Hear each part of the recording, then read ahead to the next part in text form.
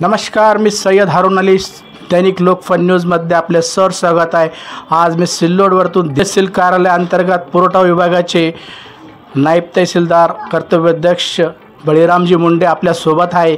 यांच्याकडे जाणून घेऊया एकंदर महसूल विभागाचा पाहिलं आपण तर नववर्चित मंत्री पुरवठा विभागाचे अन्न नागरिक पुरवठा मंत्री धनंजय मुंडे साहेब, महसूल मंत्री चंद्रशेखर बावनकुळे आणि राज्यमंत्री महसूल योगेशजी कदम आणि छत्रपती संभाजीनगरचे जिल्हाधिकारी सन्माननीय आदरणीय दिलीप स्वामी साहेब, विभागीय आयुक्त दिलीपजी गावडे साहेब आणि सिल्लोड शहराचे कर्तव्याध्यक्ष तहसीलदार संजयजी भोसले आणि सिल्लोड पुरवठा विभागाचे नायब तहसीलदार धनंजय आपले बळीरामजी मुंडे आपल्या सोबत आहे। यांच्याकडे जाणून घेऊया की पुरवठा विभागाचं जे नवीन नोंदणी चालू आहे त्यांना पुरवठा मिळत नाही, धान्य मिळत नाही आणि स्टॉक वरतूनच प्रॉब्लेम आहे का कसं?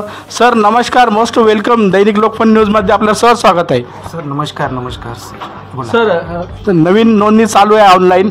येस सर, नवीन आपल्याकडे सध्या परिस्थितीमध्ये ऑनलाईन नोंदणी सुरू आहे, पण ते NPH योजनेमध्ये सध्या टाकणं सुरू आहे। अच्छा, कारण या अगोदर जे आपल्याला सिल्लोड तालुक्यासाठी 7,000 इष्टांक भेटलेला होता, 7,000 लोकसंख्येचा इष्टांक भेटला होता, तो आज रोजी संपलेला आहे। अच्छा, जोपर्यंत आता आपल्याला शासनाकडून वाढीव इष्टांक भेटत नाही अंत्योदय योजनेचा आणि प्राधान्य कुटुंब योजनेचा, सध्या परिस्थितीमध्ये एकही कार्डधारकांचं नाव समाविष्ट करता येत नाही आणि त्यांना धान्याचा लाभ देण्यात येत नाही। याबाबत आम्ही वरिष्ठ कार्यालयामध्ये पत्रव्यवहार केलेला आहे आणि त्यांनी सुद्धा त्यांच्या स्तरावरून वरील मंत्रालय स्तरावर पत्र पाठवलेलं आहे। जेव्हा शासनाकडून आपल्याकडे वाढीव इष्टांक धान्य मिळेल त्याच्यानंतर आपण जे आपल्या इथे NPH कार्डधारक असतील किंवा ज्या लाभार्थ्यांना धान्याची आवश्यकता असेल त्यांना धान्य सुरू करून देण्यात येईल। सर आपल्या सिल्लोड तालुक्यामध्ये एकूण पुरवठाचे किती दुकान आहेत? समजा राशन दुकान एकदम आपल्या तालुक्यामध्ये एकूण 205 स्वस्त धान्य दुकान आहेत, स्वच्छ धान्य। अच्छा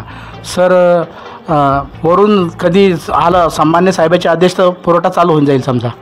येस, आपण जस्ट मी तुम्हाला आता सांगितलेलं होतं, आपण पूर्ण पत्रव्यवहार केलेला आहे आणि या संदर्भात लोकप्रतिनिधी साहेबांना बी सांगितलेलं आहे, वरिष्ठ कार्यालयामध्ये पत्रव्यवहार बी केलेला आहे आणि जस्ट 23 तारखेला जिल्हा पुरवठा अधिकारी साहेबांशी आमची याबाबत मीटिंग बी झालेली आहे। त्या मीटिंगमध्ये पण आम्ही हा विषय सांगितलेला आहे की सिल्लोड तालुक्यासाठी खूप काही अपंग व्यक्ती आहेत, गरजू लाभार्थी आहेत, गरीब परिस्थितीतले लोक आहेत, तरी आम्हाला लवकरात लवकर धान्य इष्टांक वाढून देण्यात यावा आणि त्या संदर्भामध्ये 100% की आपल्या तालुक्यासाठी लवकरात लवकर धान्य वाढून देण्यात येईल। या संदर्भात माननीय जिल्हा पुरवठा अधिकारी प्रवीण फुलारी साहेब यांनी आश्वासन दिलेलं आहे आणि लवकरच आपल्या तालुक्याला वाढीव इष्टांक मिळून जाईल।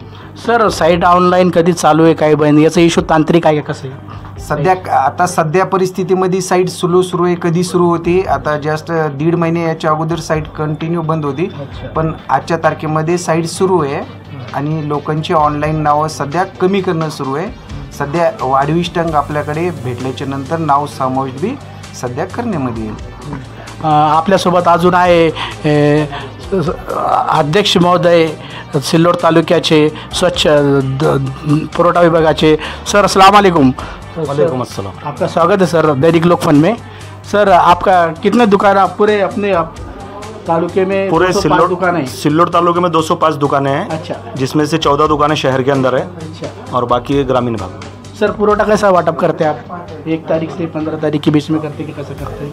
जैसे हमारे को जो है तो इधर से जसं आम्हाला एकूण जे पुरवठा भेटतं तर दर महिन्याला 7 तारखेपर्यंत असं रुटीन बनलेलं आहे की 7 तारखेपर्यंत सन्माननीय DSO साहेब यांच्या आदेशाप्रमाणे आपले पुरवठा विभाग सिल्लोड तहसील यांच्याकडून माननीय नायब तहसीलदार मुंडे साहेब यांच्या मार्गदर्शनाखाली आपले अजिंठा आणि सिल्लोड गोडाऊनहून जे तर धान्य पुरवठा होतं आणि या पुरवठ्यात आम्हाला आमच्याजवळ आल्यानंतर ऑनलाईनवर आम्हाला जेव्हा उपलब्ध होतं त्याच्यानंतर आम्ही ते वितरण सुरू करतो।